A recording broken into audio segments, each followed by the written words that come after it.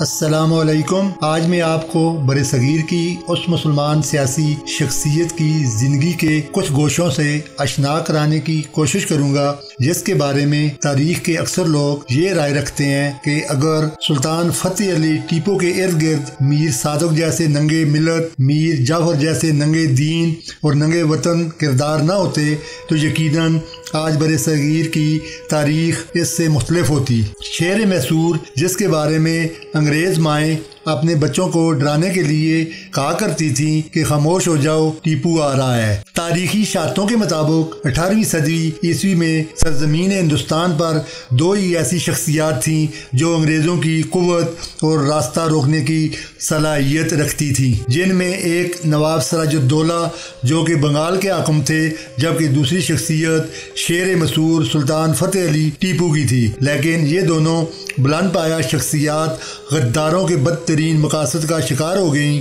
اور بالآخر ہندوستان انگریزوں کی آغوش میں چلا گیا۔ 10 نومبر 1750 ہماری تاریخ کا وہ یادگار دن ہے جب میسور کے سلطان حیدر علی کے ہاں ایک فرزند ارجمند نے جنم لیا۔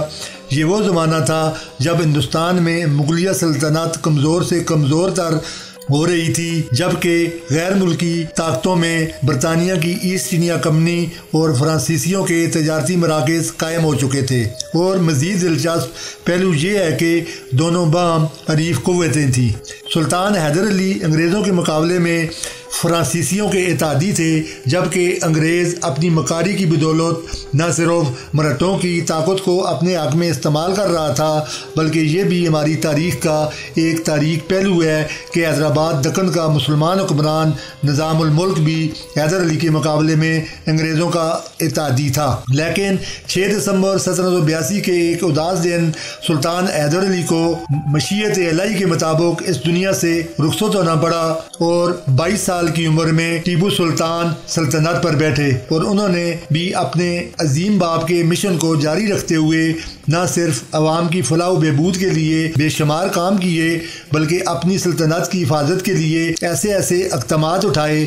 کہ ایک تاریخی روایات کے مطابق میسور کا ہر گھر اسلحہ ساز فیکٹری میں تبدیل ہو گیا۔ سلطان فتح علی ٹیپو کی تمام زندگی اپنے وطن کو انگریزوں سے پاک کرانے کی جدوجہد میں گزری، جس کے لیے اس نے نہ صرف برصغیر کے مسلمان حکمران نظام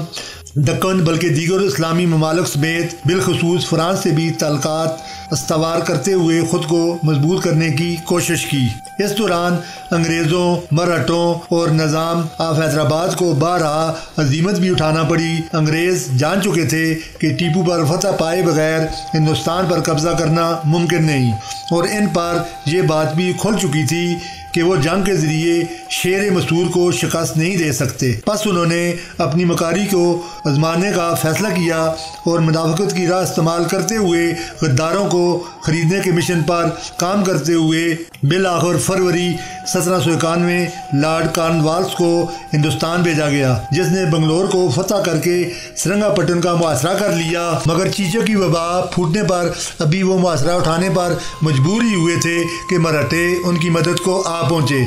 سامان رسد اس قدر زیادہ تھا کہ انہیں محاصرے کی طوالت بار محسوس نہیں ہوتی تھی، لیکن ٹیپو کا دبدبا اور رعب اس قدر تھا کہ انہوں نے مصالحت میں ہی عافیت سمجھی۔ سلطان نے وقت کی نزاکت کو سمجھتے ہوئے صلح کا عہد نامہ ناپسندیدہ شرائط کے باوجود قبول کیا، جس میں اپنی آدھی سلطنت انگریز، مراٹھے اور نظام کے حوالے کرنے کے ساتھ ساتھ اسے ایک بھاری رقم بھی بطور تاوان ادا کرنا پڑی، حتیٰ کہ سلطان ٹیپو نے معاہدے کی شرطیں پوری ہونے تک اپنے 2 صاحبزادوں کو بطور یرغمال انگریزوں کے حوالے کر دیا۔ ایک کاری ضرب تھی جو حکومت پر لگی، لیکن ٹیپو نے ہمت نہ ہاری اور محض 5 برس کی انتھک محنت کے بعد حالات پر قابو پا لیا۔ میں غداروں کی خریداری کے بارے میں پہلے ہی ذکر کر چکا ہوں، اور اب وہ موڑ ہے جہاں میر صادق جس کی حیثیت وزیر اعظم کے برابر تھی، کے علاوہ پورنیا اور قمر الدین جیسے وزراء